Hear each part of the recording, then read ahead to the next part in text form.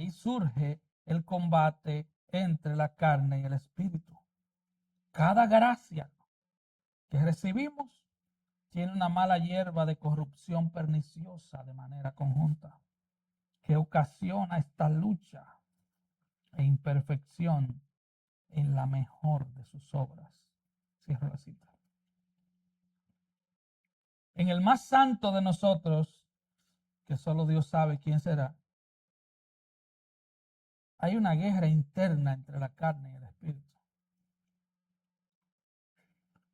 Es vital para nosotros entonces entender el propósito de la ley de Dios en nuestra vida como cristianos. Debemos entender, hermanos, que cada hermano cristiano es una construcción, es una obra en construcción.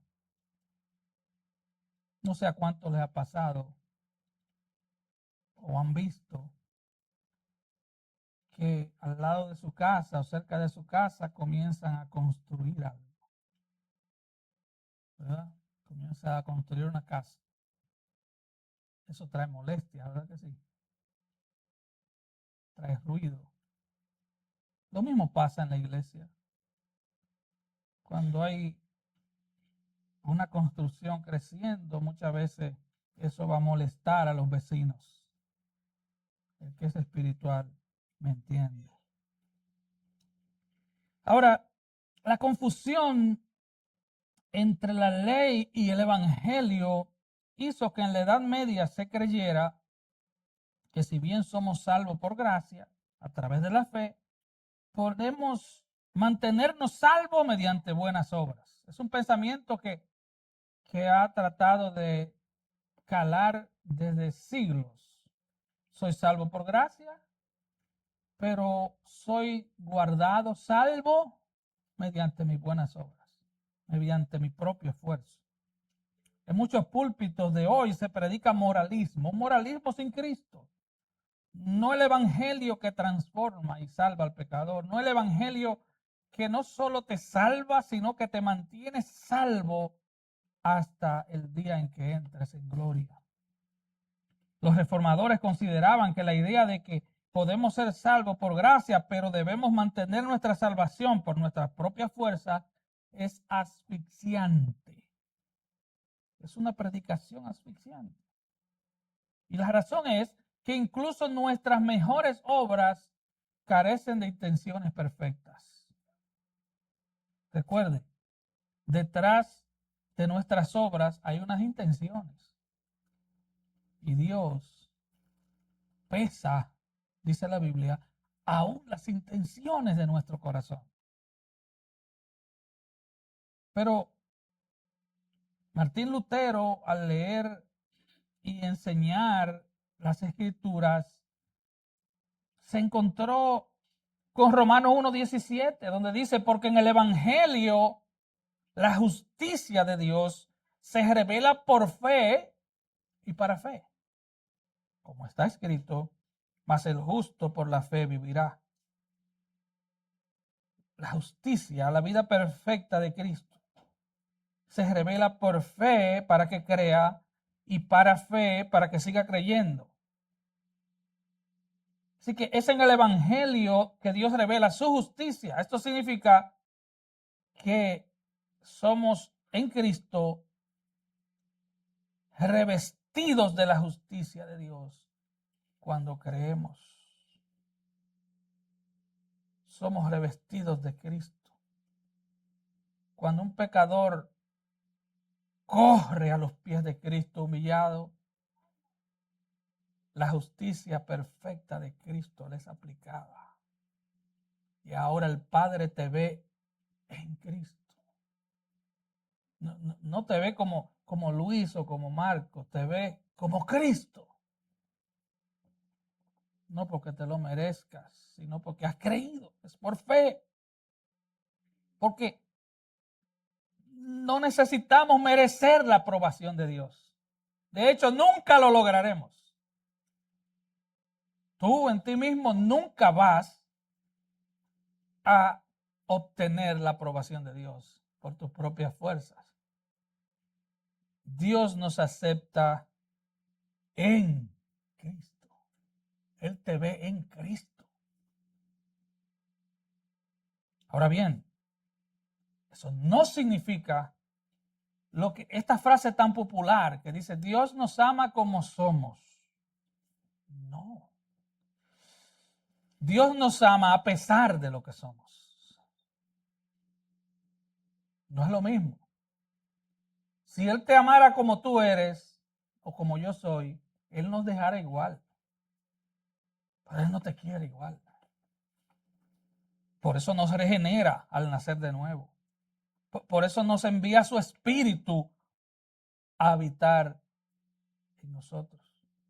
Así que las buenas obras brotan de un buen corazón. Un corazón transformado y ahora habitado por el Espíritu Santo. Jesús dijo en Mateo 7:17 que todo buen árbol da buenos frutos. La ley entonces cumple las funciones básicas de revelar y magnificar el pecado en los seres humanos. Lutero recomienda la ley cuando se usa adecuadamente. Él dice, primero para refrenar las transgresiones civiles y luego para revelar en toda su magnitud las transgresiones espirituales. En definitiva, la ley tiene como finalidad lanzarnos al fondo de nuestra impotencia y mostrarnos nuestra necesidad del Evangelio. Entonces, en otras palabras, la ley, y yo creo que Mikey nos va a presentar la imagen de los 10 mandamientos, es a eso que nos referimos con la ley, básicamente. Ese es el resumen del carácter moral de Dios. La ley tiene el fin de aterrorizar a los pecadores no arrepentidos con la ira y el desagrado de Dios y conducirlos a Cristo.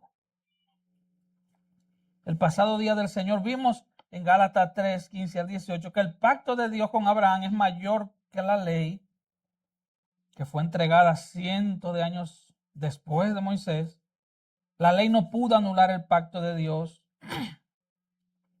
porque el pacto que Dios hizo con Abraham es un pacto eterno para la simiente de Abraham, refiriéndose a Cristo. Recuerde, mucha gente viene a la iglesia con un concepto de Dios tan débil, como que Dios obra a última hora. Dios se anda preocupando porque, oye, pasó esto a última hora, ¿verdad? No. Dios es eterno. Él existe desde antes de que todo existiera. Él no depende de nada ni de nadie. Él no aprende nada porque todo lo sabe. Su trono es estable. Él no miente. Él es un Dios infinitamente santo, infinitamente bueno, infinitamente justo. Y él hizo un pacto con Abraham, refiriéndose a que su simiente, y vimos el pasado día del Señor que su simiente es Cristo. Miles de años atrás, Dios hizo un pacto con Abraham refiriéndose a Cristo cuando todavía Cristo no había nacido como hombre. Así que Dios es un Dios de pactos eternos y su pacto ha llegado hasta ti si eres cristiano. Eso nos lleva entonces a la pregunta, si la ley nos salva, ¿por qué es imposible que la cumplamos perfectamente? O sea, ahí hay 10 mandamientos. Es imposible que usted y yo cumplamos uno solo de esos mandamientos, o los 10 mandamientos, vamos a ser más flexibles, ni siquiera por 5 minutos. Es imposible. Jesús lo resume en 2. Amarás al Señor tu Dios con todo tu corazón, con toda tu alma y con todas tus fuerzas, y amarás a tu prójimo como a ti mismo, es imposible que lo cumplamos. Entonces la pregunta es, si la ley no nos salva porque es imposible que la cumplamos perfectamente, entonces ¿para qué sirve la ley? Eso nos lleva al punto 1. ¿Para qué sirve la ley? Y Pablo responde, a causa de las transgresiones. Y entonces surgen otras preguntas. ¿Hasta qué momento estaría en vigencia? Bueno, hasta que llegara Cristo. ¿Para qué sirve la ley? La ley sirve para darnos a conocer el pecado. Pablo dice en Romanos 3, 19 y 20, pero sabemos que todo lo que la ley dice, lo dice a los que están bajo la ley, para que toda boca se cierre y todo el mundo quede bajo el juicio de Dios. La finalidad de la ley es poner a todo ser humano en el mismo nivel. O sea que aquí no hay excusas como decir, pero yo no soy borracho como mi hermano, pero yo no soy mujeriego como mi tío, pero yo no soy brujo como mi abuelo. No, tu abuelo, tu tío y tu hermano están en el mismo paquete que tú si no te arrepientes y vienes a Cristo. Dice Pablo en Romanos 3, todo lo que la ley dice, lo dice para que toda boca se cierre y todo el mundo quede bajo el juicio de Dios. No hay excusas delante de Dios. No importa si tú eres menos malos que fulano. No importa que tú seas tan moralista que tú ni siquiera rompas un plato. No, estás en el mismo paquete. Fuera de Cristo tú no tienes salvación. No tienes salvación.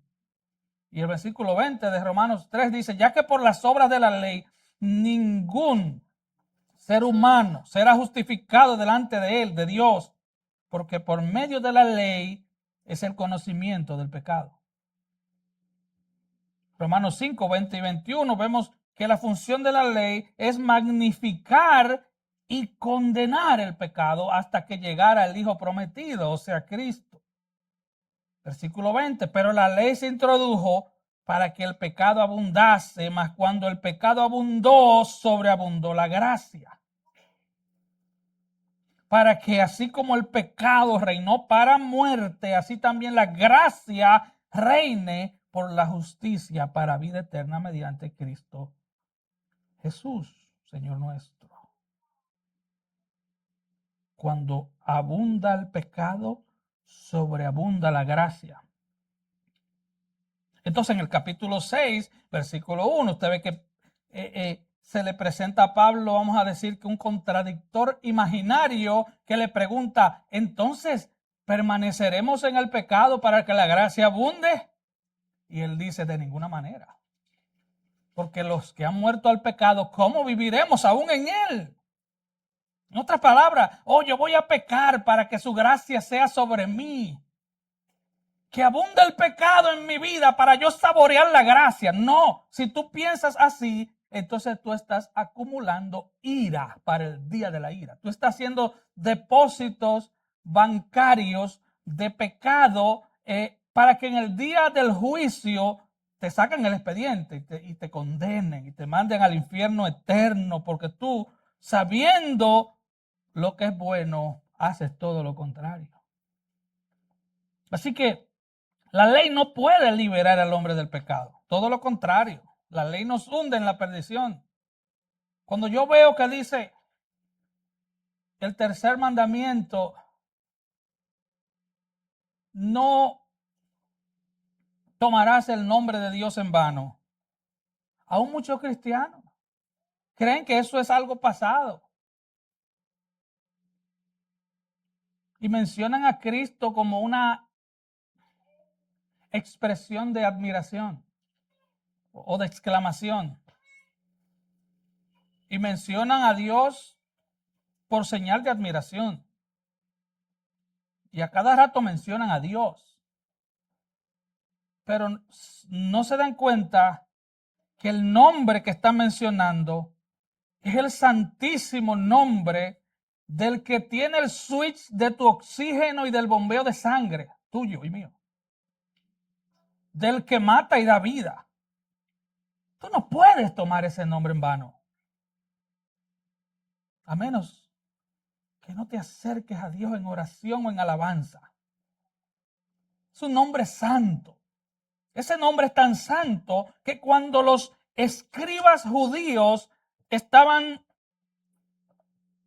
recuerde que no existía la impresora, ¿no? Y como no existía la impresora, ni una grabadora que tú grababas, ¿verdad? Entonces, si ellos iban a copiar un libro, tenían que copiarlo a mano, literalmente. Y cuando el escriba cometía un error al escribir el nombre de Dios, ellos botaban el rollo completo, lo quemaban. Ellos no usaban liquid paper. Bueno, no existía. Pero ellos sabían que su nombre es santo, que su nombre es digno de ser santificado, como dice el Padre nuestro, que debemos acercarnos a Dios sabiendo que Él es Dios, que está en los cielos, que Él reina, que Él gobierna, que Él no es un relajo para que tú estés a cada rato como un juego mencionando su nombre. Eso es para solo mencionar uno de los 10 mandamientos. No tomarás el nombre de Jehová tu Dios en vano.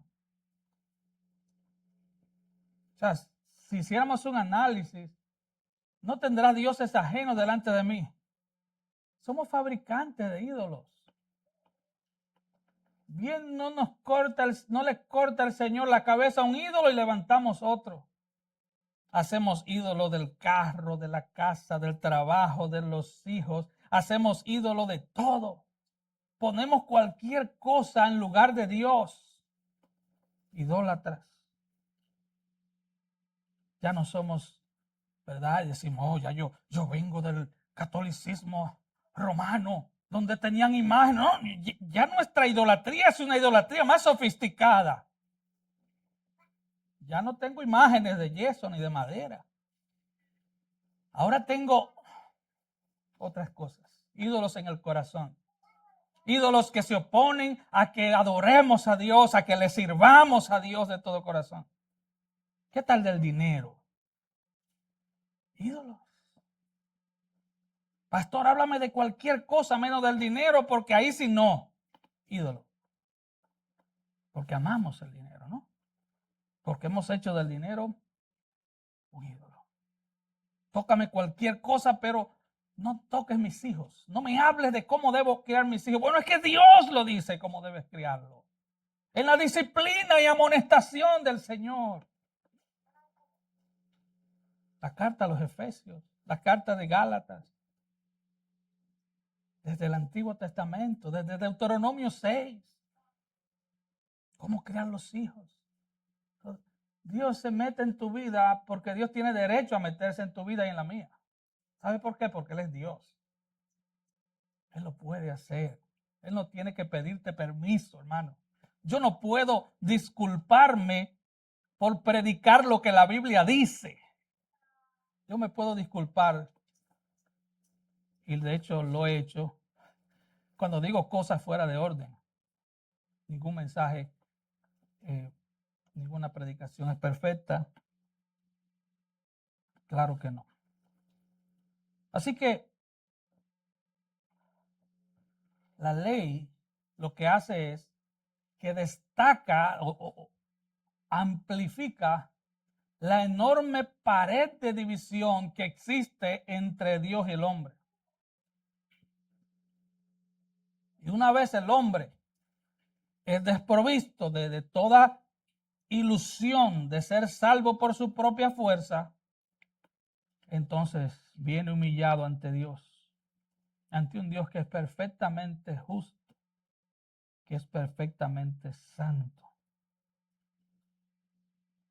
Juan Calvino dijo, pero dada la insensibilidad y arrogancia del hombre, el Señor dio su ley escrita para alumbrar lo que está oscuro en la ley natural y tocar permanentemente la memoria del hombre. Recuerde, Dios puso su ley en el corazón de los hombres y mujeres.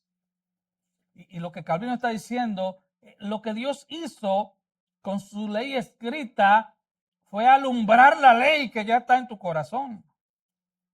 Alumbrarla. Para tocar nuestra memoria. Para recordarnos que Él es Dios y no hay otro. Que solo a Él adorarás. Que cuidado con su nombre porque Él es santo y tú no. Cuidado. Así que el versículo 19, Pablo pregunta, ¿para qué sirve la ley? Porque ya vimos que la promesa es mayor que la ley. Dios le prometió a Abraham porque creyó que a través de él todas las familias de la tierra serían bendecidas. Y cuando dice todas, no son todas. Cuando usted ve un todo en la Biblia, tenga cuidado, porque hay todos que no significan todo. Todos los que creen. Como hablábamos en la clase del viernes. Es para todo, pero para todo aquel que cree. Entonces Pablo dice, ¿para qué sirve la ley? La respuesta es, fue añadida a causa de las transgresiones. La palabra transgresión es parábasis en el griego y significa pasar por encima de un límite. Pasar por encima de un límite. ¿Sabes?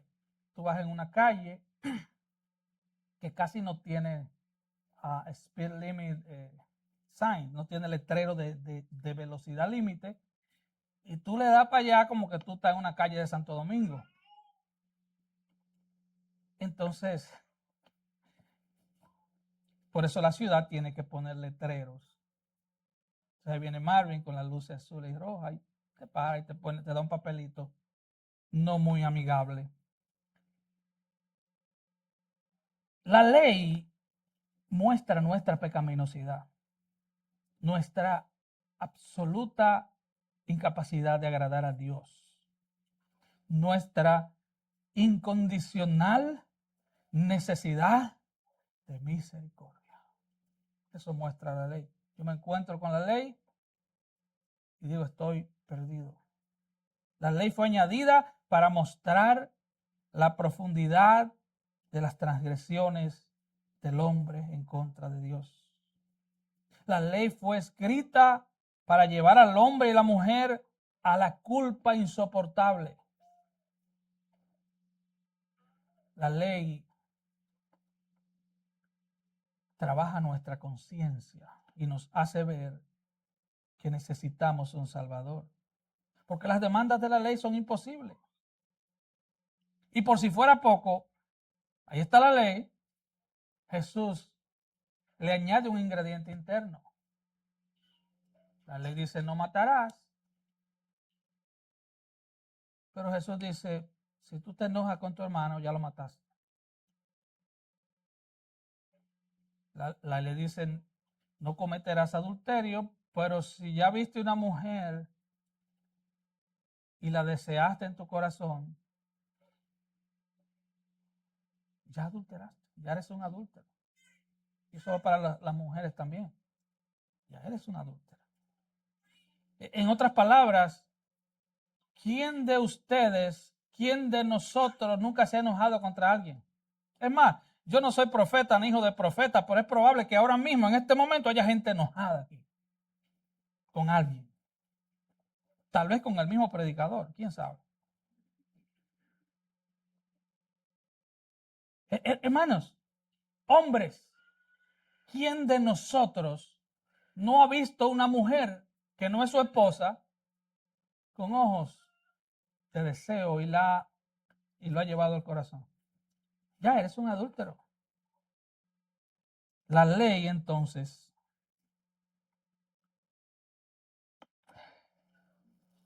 nos deja sin excusa y nos manda a buscar a Dios.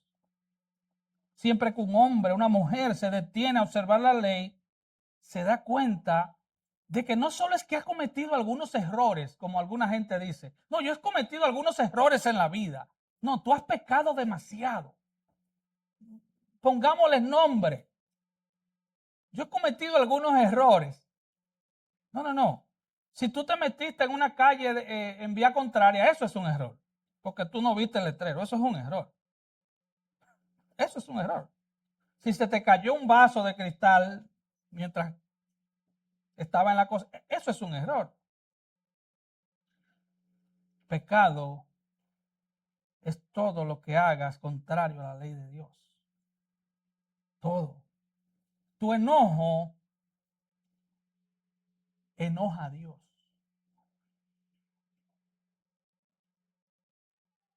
Por decir uno solo. Así que la ley nos hace ver que no es que hemos cometido algunos errores. No. Eres un pecador que has cometido graves ofensas contra el único y santo Dios, delante del cual ningún pecador puede vivir. Si vemos Romanos 6:23, la paga del pecado es la muerte. Así que entendamos algo. La ley nos recuerda Romanos 6:23. Debes morir. La ley muestra a los hombres y mujeres su violación de la voluntad de Dios. Cada vez que tú decides hacer cosas por tu propia voluntad, cada vez que tú, o si tú vives en un estilo de vida de autoindependencia, ¿verdad? Estamos en el tiempo de los derechos, donde se magnifican los derechos por encima de los deberes. Yo tengo derechos sobre mi cuerpo y puedo matar a mi bebé, como que el bebé es parte de tu cuerpo. Yo tengo derecho a hacer con mi cuerpo lo que yo quiera. No. Tu cuerpo es templo del Espíritu Santo y fue comprado a precio de sangre, no es tuyo. Es el tiempo de los derechos. No, yo tengo derecho a creer que soy una vaca.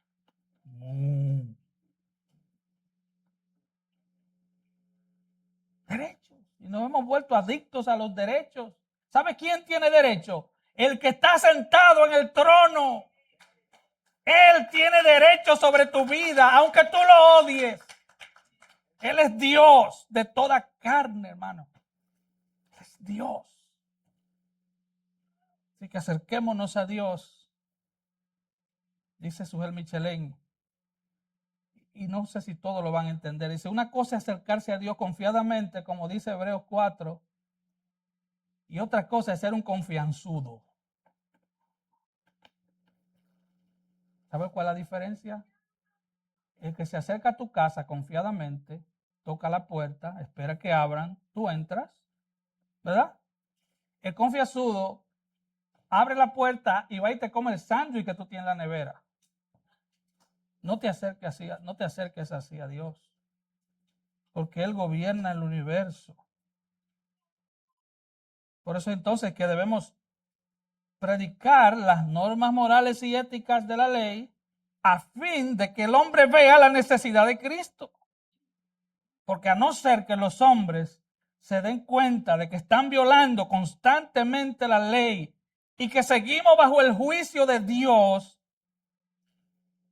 no verán razón para salvarse. John MacArthur dice, la gracia carece de sentido para una persona que no se siente inadecuada delante de Dios o en gran necesidad de ayuda. ¿Sabe? Alguien me preguntó, pero se predica mucho sobre la gracia. Sí, pero no malentienda la gracia. No, por amor a tu alma, no malentienda la gracia. Tú que estás aquí porque te trajeron, pero tú no quieres saber nada del evangelio. Mira, recuerda, habrá un juicio en el día final.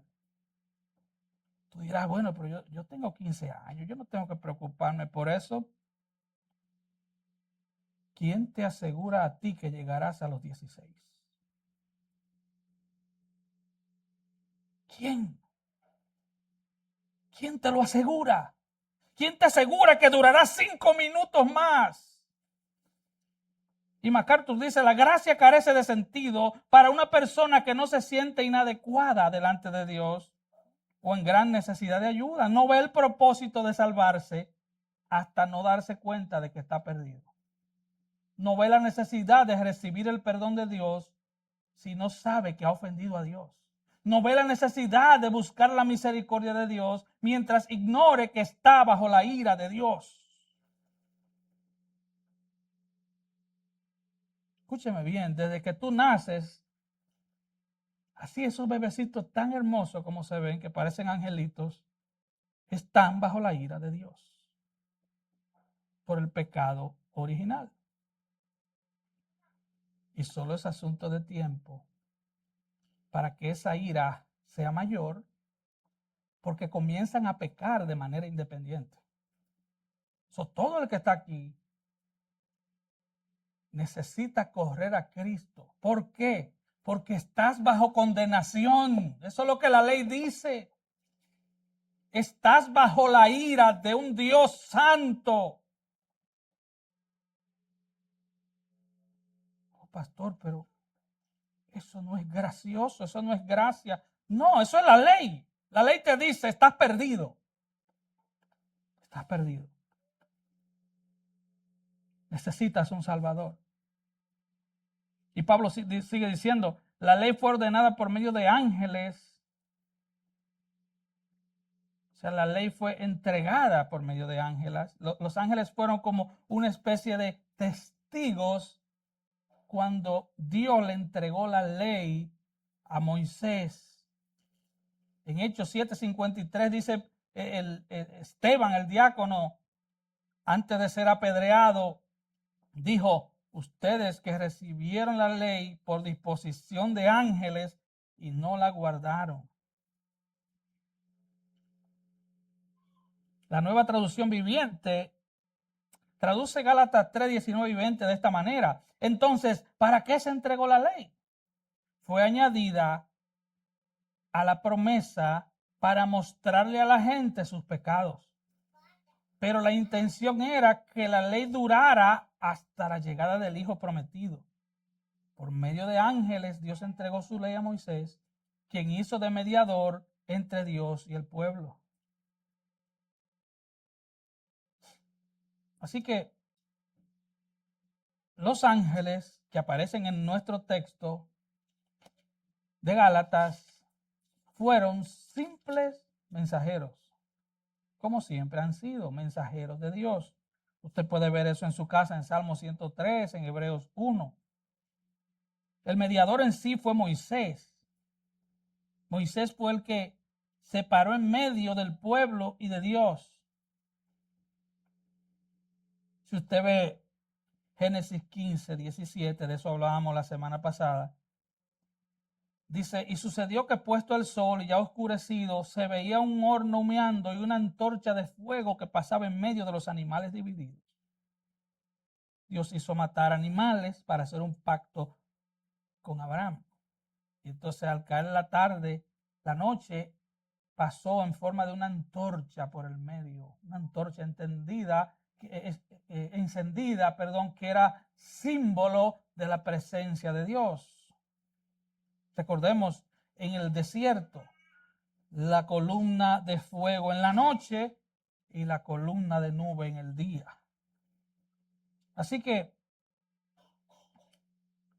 vimos también en Gálatas 1, comenzando nuestro estudio de esta carta, que Pablo dice que ni siquiera los ángeles tienen autorización de traer un mensaje distinto, ni de añadirle nada.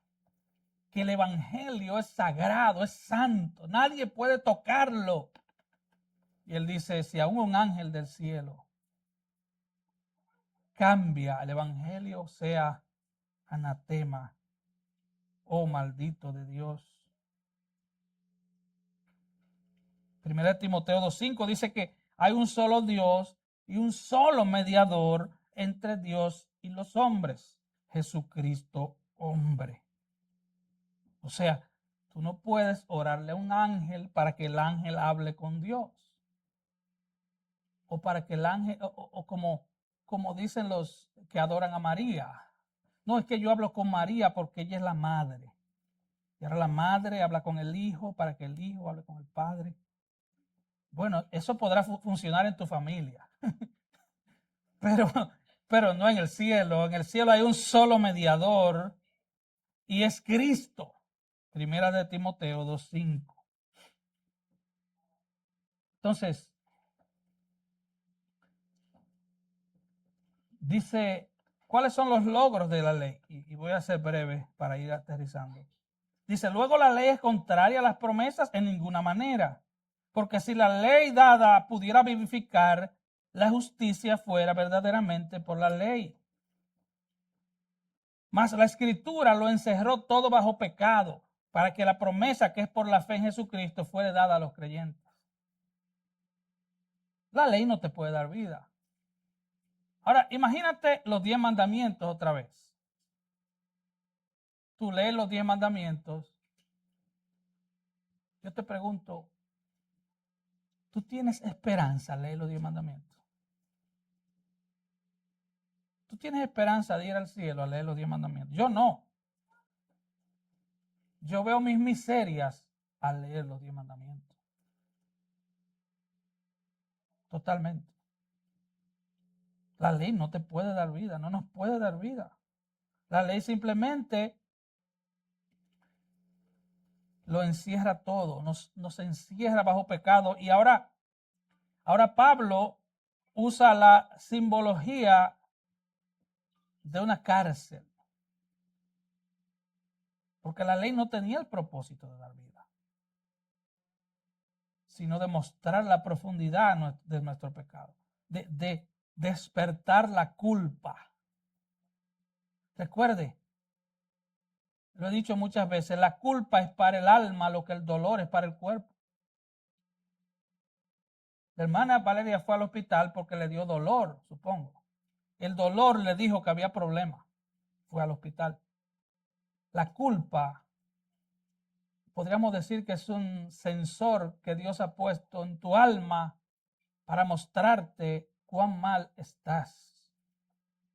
Entonces tú corres al hospital, a la iglesia. Tú vas en busca de Dios. Tú vas buscando perdón. Tú vas a buscar salvación porque eres culpable. Porque desobedece a tus padres constantemente. Porque les mientes con facilidad. Porque miras lo que no debes mirar. Porque ves pornografía cuando 80,000 veces se te ha dicho, tu alma se está envenenando, tu alma se está pervirtiendo. Entonces, hay una culpa en tu corazón que te tira al piso y te dice, necesito un Salvador, estoy perdido. Eso es lo que hace la ley. Porque somos incapaces de guardar la ley. Y Pablo dice que si por medio de la ley pudiera alcanzarse la promesa, si la ley pudiera dar vida, entonces, ok, toma los 10 mandamientos y haz un checklist. Ok, no tendrá dioses ajenos delante de mí, llámate todos los ídolos, no adoraréis imagen. Eso ya la pasé hace tiempo. No tendrás, no tomarás el nombre de Dios en vano. Wow, tengo que arrepentirme de eso. Acuérdate del día de reposo para santificarlo. Oh, el día del Señor, para muchos cristianos, es un día cualquiera. Si le ofrecen $20, se olvidan de que es el día del Señor. Ya lo dañaste ahí. Honra a tu padre y a tu madre. Wow. Una generación ingrata. Mientras cerca de 30,000 niños mueren al día de hambre, tú te quejas porque el cereal que te llevaron no tiene el nivel de azúcar que tú quieres.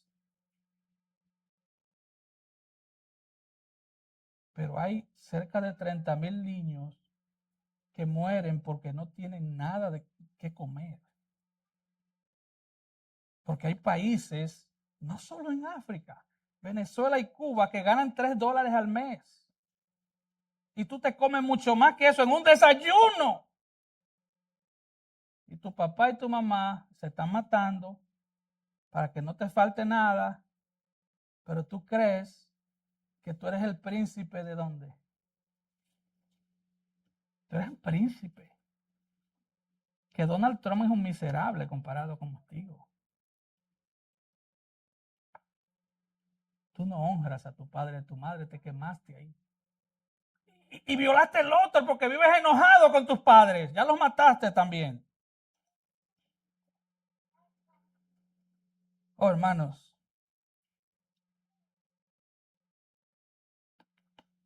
necesitamos a Cristo. Tú y yo estamos en el mismo paquete. Fuera de la gracia de Dios, estamos perdidos. Escucha, si tú no te refugias en el Salvador, si tú no corres a los pies de Cristo, tú estás perdido, eternamente perdido, infinitamente perdido, totalmente perdido. No creas que porque hagas algunas cositas buenas cuando tus padres te ven o cuando tu esposa te ve o cuando tu esposo te ve, no creas que ya pasaste el examen. No creas eso. No, no lo creas. Arrepiéntete y ven a Cristo. Él no desprecia un corazón humillado. Él ama, Él se deleita en tener misericordia. Él no se deleita en mandarte al infierno, Él no se goza en eso. Él se deleita en tener misericordia. Y Él manda a todo hombre, y a toda mujer, y a todo joven, y a todo niño, y a todo lo que respira, que se arrepienta.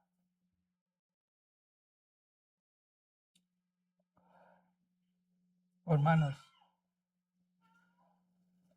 la ley de Dios nos delata, nos deja saber cuán mal estamos, cuán mal estamos. Pero también la ley nos deja saber que hay un Salvador poderoso, un Salvador amante, un Salvador que, si tú te arrepientes de corazón, nunca se acordará de tus pecados. Un Salvador que no va a volver a ti, te va a decir, recuérdate que hace 10 años tú hiciste esto. Recuérdate que ayer le hablaste mal a tu esposa, recuérdate. Es un Salvador que no solo tiene la disposición de perdonarte, sino que tiene el poder para perdonarte. Es Cristo. La ley nos deja sin alternativa. La única alternativa es Cristo. Él es un poderoso Salvador. Él es un amante Salvador. Y si tú estás caminando lejos de Él, recuerda, la ley ya te dijo. La ley ya te lo dijo. Te lo recordamos. La ley atestigua contra ti. La ley te delata. La ley te muestra quién realmente eres y quién realmente soy. Ven a Cristo. Porque solo en Él. Solo en Él. Recuerda, Él es un Salvador exclusivo. Nadie viene al Padre si no es por mí, dijo Jesús. Ven a Cristo en este día. Aprovecha el tiempo en que compartimos para pedir a uno de nosotros que te ayudemos y te guiemos en una oración a Cristo. Vamos a orar. Padre, te damos gracias porque siendo pecadores malos,